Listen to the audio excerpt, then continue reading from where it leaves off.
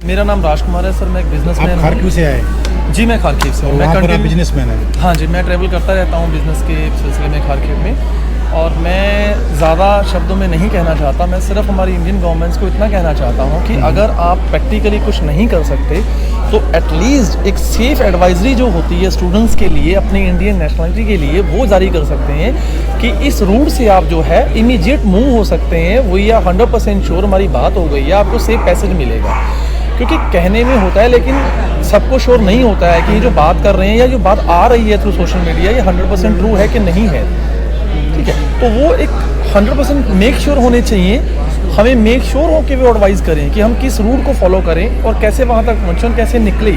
बहुत से स्टूडेंट को पता ही नहीं है कि कहाँ जाना है, कैसे नहीं जाना है। हालात और लाइफ बस से बदतर हुई पड़ी है खारखब में, किसी को नहीं पता कि अगले पल वो रहेगा या नहीं रहेगा। इंडियन एम्बेसी के लिए, इंडियन गवर्नमेंट के लिए शायद हम एक इंडियंस हैं, लेकिन हमारी अपनी फैमिली के लिए हम सब कुछ हैं। तो उन चीज़ों को देखते हुए, इमोशंस को देखते हुए उन्हें ये सोचना चाहिए, उन्हें हमें गाइड करना चाहिए, प्रॉपर गाइड करना चाहिए। सोशल मीडिया के थ्रू करें, व्हाट्सएप के थ्रू करें। आज आप कितने सालों से रह रहे हैं वहाँ पर? सर मैं 3 साल से रह रहा हूँ। तो आपको तो काफ़ी नॉलेज एक्सपीरियंस 100% सर मुझे नॉलेज और एक्सपीरियंस है। हमने प्रैक्टिकल तकलीफ़ें देखी हैं पिछले कुछ दिनों में। हमने पल पल खुद को मरते हुए देखा है। हमें ये भी नहीं पता था कि अगली मिनट हम जिंदा रहेंगे या नहीं रहेंगे। हम सिविलियंस हैं। हम 1 किलोमीटर 1.5 किलोमीटर के दायरे में मिसाइल गिरने के नॉइज़ें सुन रहे हैं। वो हमारे ऊपर भी गिर सकती थी, अदर बच्चों के ऊपर भी गिर सकते थे। यूक्रेनियन के ऊपर भी गिरी है, वो भी किसी के माँ बाप थे, बच्चे थे, सब कुछ थे। पर लेकिन ये सब इंडियंस के लिए चाहिए गवर्नमेंट को। ये इन्हें पता था, इनके लिंक्स हैं, डिप्लोमेटिक्स हैं, इन्हें पता है। इन्हें पहले एडवाइस करना चाहिए कि आपको छोड़ देना चाहिए ये city as soon as possible. ये जंग शुरू होने से पहले ही इन्हें सेफ पैसेज देना चाहिए था कि इतना टाइम है आपके पास, आप इस रूट से निकल जाओ। ऑन द स्पॉट आप किसी को कैसे कह सकते हो कि आपके पास 2 घंटे निकल जाओ? स्पेशली कोई अपने गांव की गलियां नहीं है सर कि बस बैग उठाया। यहाँ लैंग्वेज नहीं है, यहाँ लैंग्वेज नहीं है। ठीक है, आप जहाँ रह रहे हो वहाँ आप लैंग्वेज बोल सकते हो, लेकिन you can not speak Russian fluently. तो वो सब मैनेज करना पड़ता है। रूट नहीं पता किसी को, कुछ नहीं पता किसी को। कैसे पहुंचेगा बंदा 2 घंटों में बॉर्डर तक, 1300-1500 किलोमीटर तय करके? इम्पॉसिबल टास्क है ये। इससे तो बढ़िया सीधा सीधा कह दो कि मर जाओ भाई।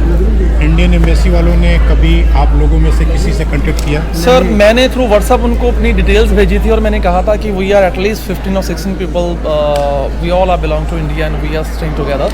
हम लोग कोशिश कर रहे हैं निकलने के लिए, बट वी नेवर नोज कि कौन सा रूट हमें बेस्ट लग रहा है या कौन सा रूट हमें सेफ़ लग रहा है। बाय रोड तो कुछ भी सेफ़ नहीं है। तो उन्होंने कोई स्पेशल पर्टिकुलर कोई रिस्पॉन्ड नहीं दिया है, लेकिन 3-4 दिन के बाद एक मैसेज आया था कि आप इस स्टेशन को फॉलो कर सकते हो, यहाँ पहुँच सकते हो। तब तक बहुत 3-4 दिन के 100%। देखिए 3-4 दिन जंग में बहुत होते हैं। इस टाइम में जंग में 1 घंटा बहुत होता है। आपको देखिए उन्होंने अभी भी तो व्हाट्सएप के थ्रू मुझे इन्फॉर्म किया ना, तो ये इन्फॉर्मेशन पहले भी दी जा सकती थी। लेट लतीफ़े तो हम लोग वैसे ही फेमस हैं। देखिए उसी में फेमस है हम लोग। तो लेकिन ऐसे वक्त में भी हम उसके बाद ना मुझे हंसी आती है कहते हुए कि हम कहते हैं we proud to be Indians. किस चीज़ पे प्राउड करते हो आप? उनसे ज़्यादा दुख आप प्राउड करते हैं नहीं करते? टू बी ऑनेस्ट मैं नहीं करता। टू बी ऑनेस्ट उनसे ज़्यादा दुख तकलीफ जो जहाँ पे वॉलंटियर काम कर रहे हैं ना, आप देख रहे हैं, आपका दर्द बोल रहा है। अदरवाइज आप प्राउड करेंगे ही क्योंकि आप इंडियन हैं। एक्चुअली देखिए अगर आप कहते हो कि एक एज अ इंडियन, तो प्राउड तो एज अ ह्यूमन होना चाहिए। इमोशनल जो है वो ह्यूमंस में होती हैं। इंडियंस, यूरोपियन या पाकिस्तानी में नहीं होते, वो बाद में आती है। पहले ह्यूमन आता है, नेशनलिटी बाद में आती है। अगर वो ह्यूमन थे, उन्हें अपनों का दर्द का एहसास था, तो एडवाइजरी इमीडिएट जारी करनी चाहिए थी। अभी भी कुछ नहीं बिगड़ा है। अलॉट्स ऑफ पीपल जो बच्चे हैं खारखब में फंसे हुए हैं, वो अभी भी चाहें तो उन्हें निकाल सकते हैं रशिया के बॉर्डर से। अगर जैसा कि आपने कहा वो तो जल्दी से आपको जवाब ही नहीं देते हैं, लेकिन फिर भी अगर इन फ्यूचर वीडियो देखते हैं और उनको मालूम पड़ता है, आपसे रिक्वेस्ट सिर्फ इतनी है सर, देखिए हमारे देश की सरकार है, हमारे ही लिए बनाई गई है।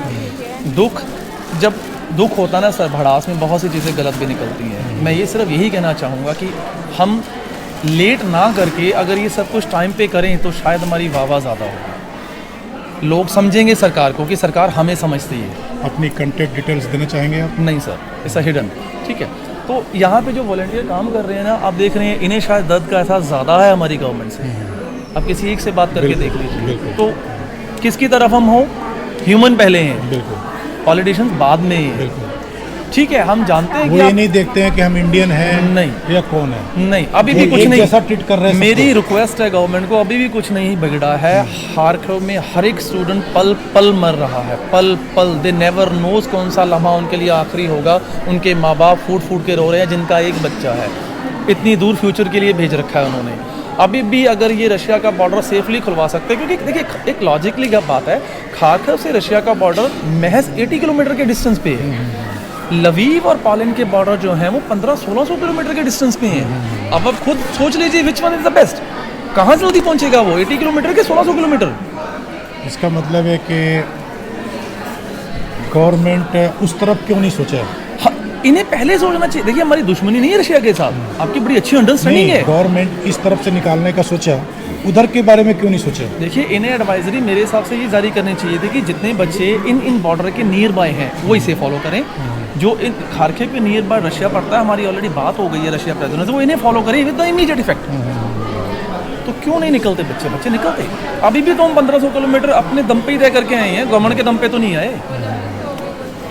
वो किसी भी जेंट्स को ट्रेन में नहीं चढ़ने दे रहे। कितना लंबा सफर था आपका? Sir 1600 kilometre. ये 1600 किलोमीटर कितने नहीं घंटे है, लगे?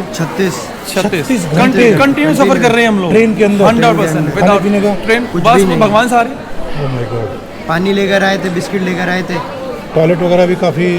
बस टॉयलेट तो भूल जाइए, जब कुछ खाया नहीं तो टॉयलेट कहाँ से आएगा, वो छोड़ दीजिए। वो तो देखिए कि नेसेसरी चीज़ें मिली ना मिली मैनेज किया जा सकता है। जान है तो जहान है।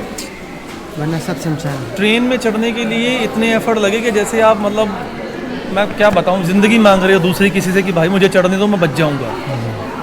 स्टेशन पे खड़े हुए धमाके सुने हमने, हमें ये लगा कि हमारे ऊपर ही गिरेगी आके, गिर जाती पल भर में तबाह हो जाते। इस जंग के चक्कर में आपका बिजनेस तो तबाह हो गया। देखिए बिजनेस लाइफ अगर है ना सर, दोबारा कभी भी खड़ा किया जा सकता है। पैसे की कोई वैल्यू नहीं रहती जंग में जान के सामने। पैसे भी दोबारा खड़े किए जा सकते हैं। जान बहुत ज़रूरी है, गरीब की है या अमीर की है, स्टूडेंट की है या बिजनेसमैन की है, फ़कीर की है या मिलीनियर की है, जान इक्वल होती है सबको, वो बचानी चाहिए। एक लाइन में कुछ कह करके आप अपनी बात पूरी करना चाहेंगे? सिर्फ यही कहना चाहूँगा सर, बच्चे जितने बैठे हुए हैं एज सून एज़ पॉसिबल अगर उन्हें कोई बेस्ट एडवाइजरी हमारी गवर्नमेंट गाइड करती है या उन्हें निकाल पाती है तो शायद उनके लिए वो भगवान के बराबर होगी। थैंक यू, शुक्रिया। थैंक्स।